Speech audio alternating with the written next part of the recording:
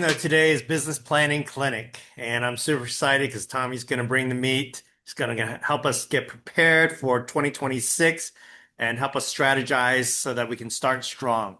Now, we talked about it a little bit last week, but before we jump too quickly into our business plans, we want to know and understand what our life plans are about. Because truly, just going into our business plans, setting a number without understanding why we want to earn that, what we want to accomplish with our dreams, that then we're kind of jumping the gun.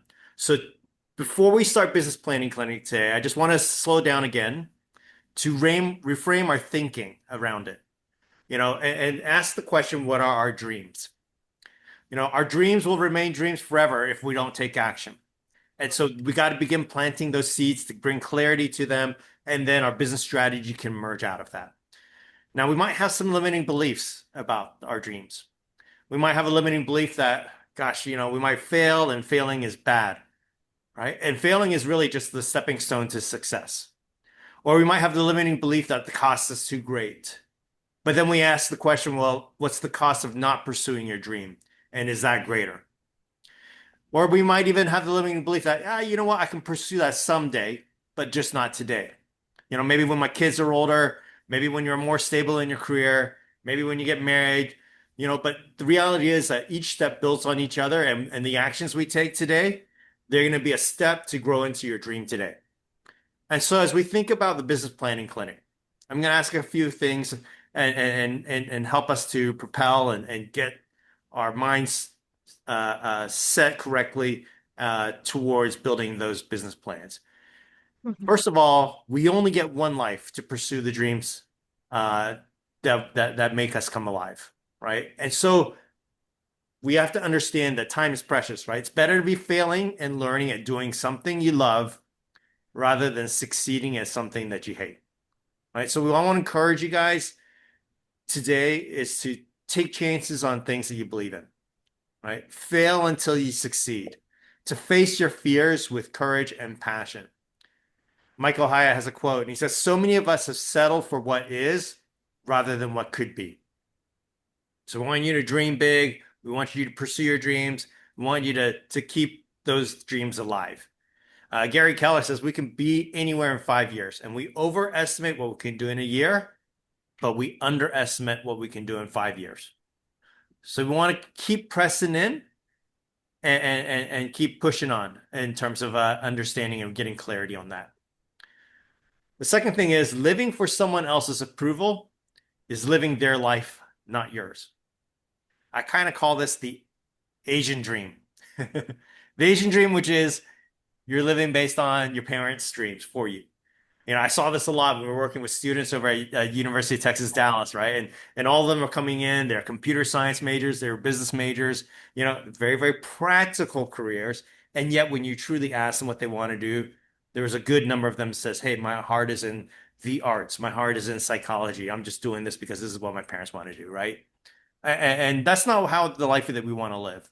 Not that we don't go to other people to confirm our calling and to get affirmation, but we never want to sacrifice who you are, right? Who you aspire to be just because another person does not approve it. It's kind of like the whole the whole idea of American Idol, right? Again, we value the confirmation of others calling. I mean, if you can't sing, you can't sing, right? You got to listen to some people, but we don't want to be driven by the approval of others. And so we got to give up the desire to be perfect in the eyes of others and begin the journey of becoming our true selves. What you love determines your dreams determine your actions, and your actions determine your destiny. There's a pastor, his name is Louis Giglio, and he says, if we live for the people's approval, we will die by their rejection. I think that's a powerful statement. If we live for other people's approval, we will die by their rejection. That means a lot to me because I am a people pleaser. So I got to be careful, right? I got to be careful about how much I lean into someone else's approval. And then the last point is this: life is too short. Don't wait. I mean, I can't believe we're at the end of 2025. Personally, I'm feeling a sense of urgency, right? A sense of urgency to be hyper focused on, what God has for my family, for my kids, and for myself, and the reality is we don't know how much time we have left. I want to be a good steward of my time. Life is a gift. Each day is a gift. My strengths are a gift, and they're not meant for myself, but to be a blessing to those that are around us. And the same is true for you. So my encouragement is to look at your gifts that you've been given, lean into them, develop them, share them, but don't wait. Start today. Rory Vaden has a quote, and he says, "It's okay to be scared. Do it scared. It's okay to be unsure. Do it unsure. It's okay to be uncomfortable. Do it uncomfortable. Just get started where you are." Because the reality is we don't drift into good directions. We discipline and prioritize ourselves there. And that's why the business planning clinic is so important. It helps us to stop drifting. It helps us to think about what's truly important for us and to put plans and a strategy in place. Because business planning clinic really is a life clinic. You only get one life. Live your life, not someone else's. But don't wait, because life is too short.